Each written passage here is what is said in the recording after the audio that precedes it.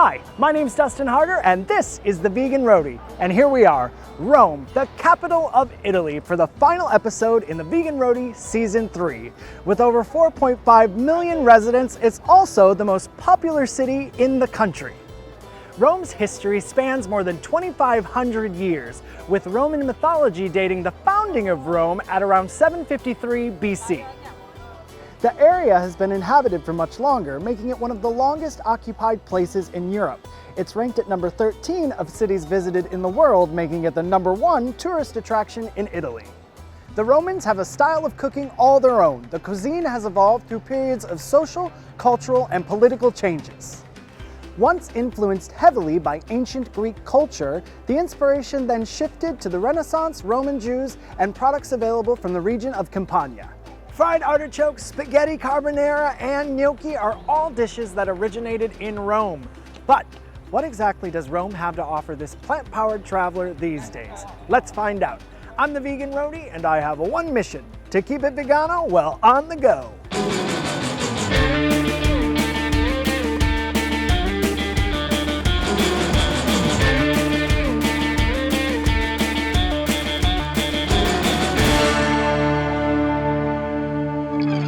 Sweet and delicious, that's what Wani has to offer.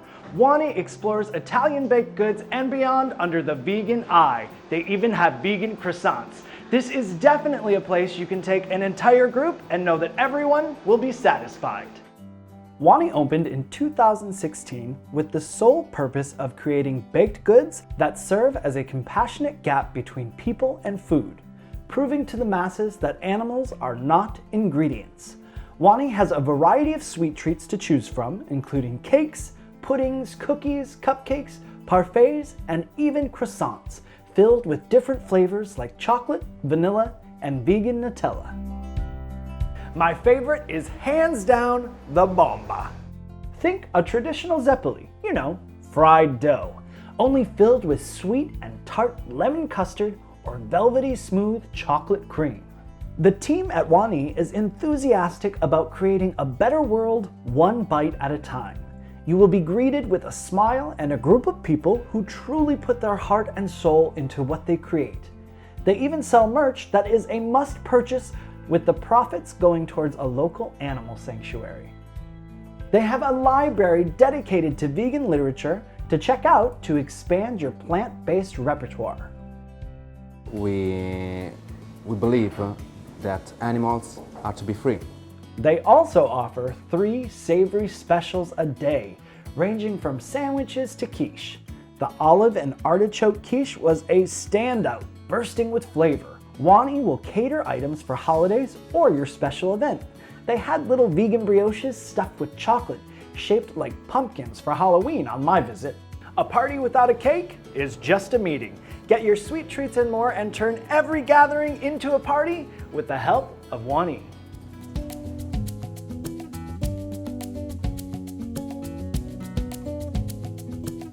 I'm about to have an all-you-can-eat moment. Well, it's not so much all you can eat as much as all you can pay. Oops offers a widespread all-vegan buffet. The service is top-notch and the quality is spot on. Oops caters to a busy lunch crowd with a focus on delicious food that people love. From salads to pasta, Oops has you covered and is perfect for anyone on the go looking for a quick fix. Pick all you want from the Oops Cafe and pay by weight. If you are feeling like you need an American fix, you can get yourself a heaping spoonful of mac and cheese. With so much to choose from, I got a little bit of everything. This plate was only €12. With the peace of mind that everything is vegan and such a wide variety to choose from, Oops gets an A+. Some of the popular items from the globally inspired buffet include the chickpea frittata or the fennel au gratin. But I loaded my plate up with the mac and cheese, tofu and veggies, pumpkin au gratin, stuffed mushrooms, sauteed carrots dusted with black sesame, mini couscous arancini balls, and apple and beet slaw. And for dessert, like everything else, you have options here. But today I'm in a fruity, custardy sort of mood. So I went with the house-made custard, topped with raspberry and blackberry compote. Creamy and decadent, just as I had hoped. put oops on your list when you're in Rome.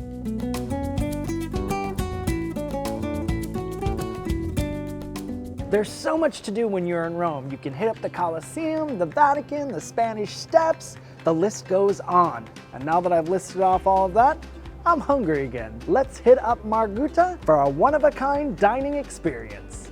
Marguta is the first vegetarian restaurant in Italy, having opened its doors in 1979. It now offers a variety of vegan options as well, with a twist on the traditional dining experience. The restaurant is separated into 3 categories: lunch, bistro, and dinner. It also serves as an art platform for local artists, showcasing different exhibits throughout the year. For lunch, they have a full buffet. For happy hour, they have their bistro section open to guests. Happy hours are extremely popular in Rome, and Marguta is a favorite to the locals. And for dinner, they have a section in the restaurant that is catered specifically to fine dining. While I'm certain any category at Marguta hits the spot, the chef has designed an antipasto that is just as pleasing to the eye as it is the stomach. Chef Miro Miglioni has been making magic in kitchens all over the world. His antipasto insalata was designed with Marguta's unique flair in mind, utilizing the late red radicchio di Treviso. Characterized as a specialty for its narrow, elongated leaves to create the perfect structure for the radicchio porcini insalata, including a luscious layer of chestnut puree, the radicchio tossed with pomegranate and lemon dressing, topped with thinly sliced porcini mushrooms, pomegranate seeds, and shaved chestnuts.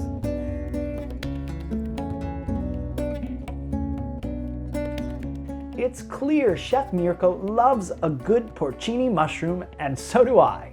That's why I was thrilled when he delivered the next dish, Verietta di Porcini, a quartet of porcini preparations including a porcini cap, delicately roasted and baked with polenta, raw carpaccio style and marinated and juicy.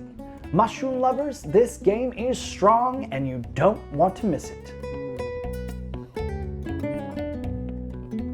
For dessert, I tried one of their more casual offerings from the bistro menu, a zabogna served up in a rustic pot. Decadent whipped mango custard topped with fresh berries and grapes on the vine. The perfect finale. Lunch, happy hour, or dinner featuring elevated cuisine at its finest. Marguta holds the label of #1 veggie restaurant in Italy with pride. Be sure to stop in when you're in Rome to see for yourself.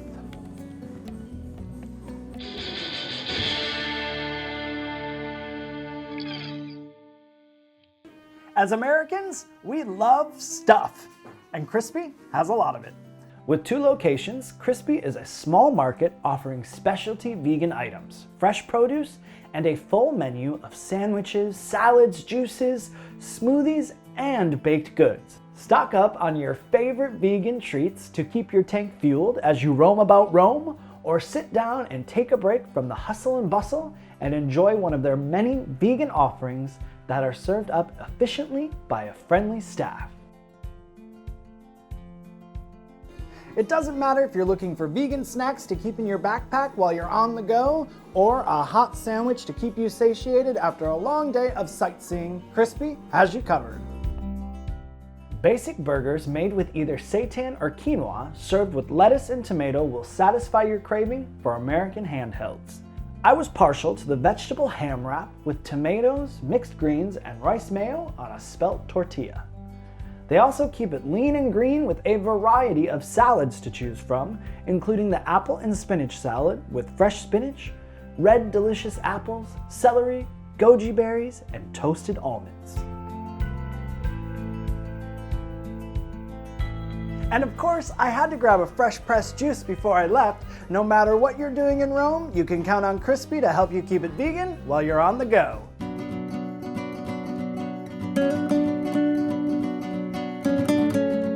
You might remember in Sorrento I did a vegan gelato crawl. Well, in Rome there is a place that is dedicated just to that. Olivdoli opened its doors in 2015 and has remained strong ever since. They've expanded their menu as business has grown, from offering just a few flavors of vegan gelato to over 30, along with baked goods from tarts and cakes and other frozen treats like cakes and chocolate-dipped gelato pops. With over 30 flavors to choose from, I'm like a kid in a candy shop, and you will be too. Well, the first thing, it's like we use olive oil. We don't use any vegetable milks, we don't use soy milk, rice milk, we use olive oil instead. And that's allow us actually to do an ice cream that it's creamy like a normal one, but no milks, no creams, no eggs, anything animal, 100% vegan. Every gelato is made with a local olive oil, and the ingredients are all organic and seasonal when possible. Every item is made from scratch on premises, and the business is family owned and operated. Sample away to find the flavor that suits you best. They have traditional flavors as well as some unique surprise flavors like beer, pumpkin amaretto, black sesame, and red wine. Their chocolate-covered gelato pops were calling my name. I had to choose between hazelnut, almond, and coconut. I went with the hazelnut and wasn't disappointed. Unique flavors, a variety of frozen treats with everything handcrafted in-house. You can't go wrong with Olivdoli.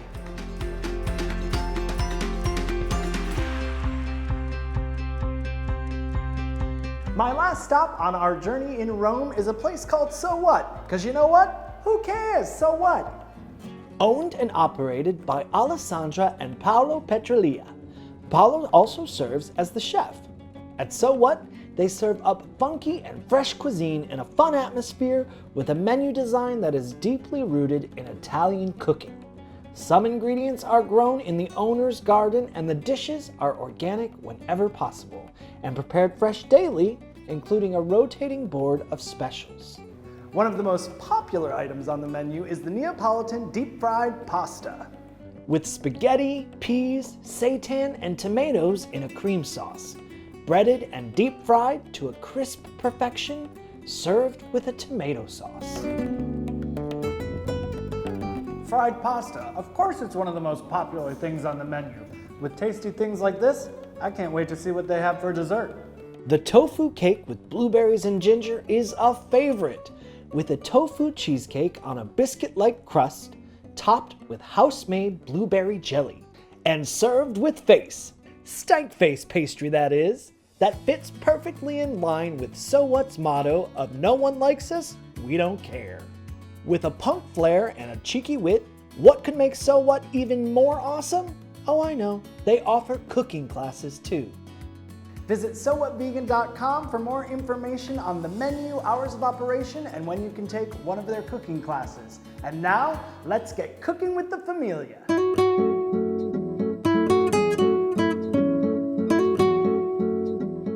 While season 3 of the Vegan Roadie is coming to a close, I have to say it wouldn't have been possible without Vegan Travel Club and its founder, Gretchen Sheridan. I have the honor of joining Gretchen in the kitchen today for Cooking with the Familia. Gretchen has been on the crusade with her husband Pasquale since 2010 to create a travel experience in Italy that catered to those that live a plant-based lifestyle. You can find extensive information on a variety of tours they offer at vegantravelclub.com. Gretchen has family roots planted in Italy and has lived here for over 30 years. Today she put together fagiolini con pasta. What I have loved about Italian cuisine is the complex and bright flavors that come together almost effortlessly. And this dish was no exception. Yes, of course they have processed foods in Italy, but it has warmed my heart to see how many people depend on seasonal, whole, and organic ingredients. But because Italians eat a lot of whole foods, Sure. it doesn't come naturally to them to imitate something. To add more Right, processed so they foods. can do That's what I'm saying. substitutes, they substitute from time to time one thing for another, but they're pretty, they'll find another flavor Right. to add to it other than an imitation. This recipe came together in a snap with some garlic, olive oil, and tomato sauce, tossed together with fresh green beans and bucatini. For a side, Gretchen threw together some cannellini beans and tomato sauce seasoned just right. We were ready for good eats. Companies like Vegan Travel Club prove just how easy it is to keep it vegan while on the go anywhere. Not only that, knowledgeable business owners like Gretchen bring enthusiasm and pizzazz to every tour with great storytelling and a flair for fun. You never know what's next with Gretchen and Vegan Travel Club, but you are guaranteed a trip of a lifetime you will never forget. And now it's time for you to see just how easy it is to make this at home. Let's break down the fagiolini con pasta with the 5-ingredient challenge.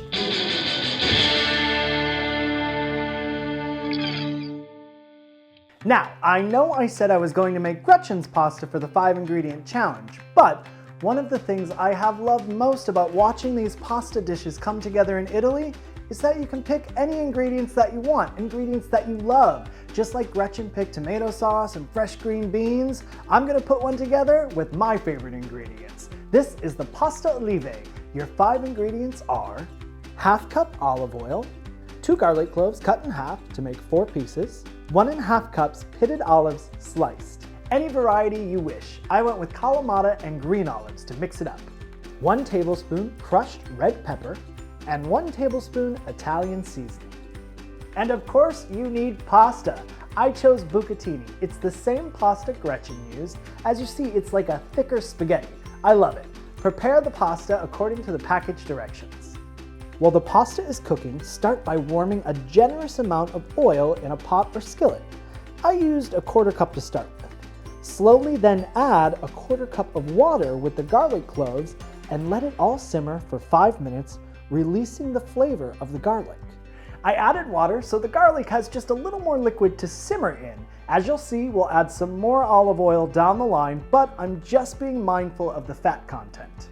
Add another 1/4 cup of oil and 1 tablespoon crushed red pepper, 1 tablespoon Italian seasoning, and 1½ cups chopped and pitted olives of choice, letting it all saute for 2 minutes until fragrant. Remove the chunks of garlic from the oil mixture and add the prepared pasta to the oil and toss until generously coated. If I have some nutritional yeast on hand, I like to toss in a little bit and again toss the pasta until well coated. I like a lot of nutritional yeast on mine, but you do you. Plate portions and drizzle with just a little bit of olive oil. This is the Italian way. Yes, this is just a little bit of olive oil according to the Italian method. Then finish it off with a grind or a pinch of fresh black pepper. There you have it. The possibilities are endless. Hopefully this version or Gretchen's has inspired you to create your own at home with your favorite ingredients. But if you want to follow some guidelines, get mine or Gretchen's recipe at veganroadie.com and show me your recreations on Facebook, Instagram, and Twitter, tagging me at the Vegan Roadie with the hashtag #KilledIt. For even more Vegan Roadie recipes, be sure to get my new book, The Simply Vegan Cookbook. You can order it on Amazon.com or get it everywhere books are sold. Wow, that was a lot in 6 episodes. And that brings season 3 to a close, my friends. Of course, there is still a lot to uncover in the world of plant-based cuisine in Italy, but I was thrilled to get just a tiny glimpse and share it with you. Thank you for watching. And now, please click subscribe and share the Vegan Roadie channel with everyone that you can, any way that you can. It has been my mission to provide television quality programming for free for the last 3 years. I hope you've enjoyed watching it as much as I have enjoyed making it. Keep on cooking, and remember, it's nice to be nice.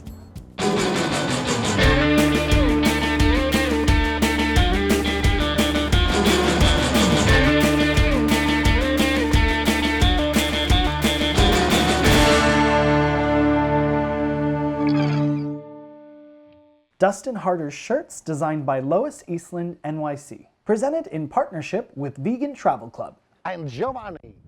Okay, great.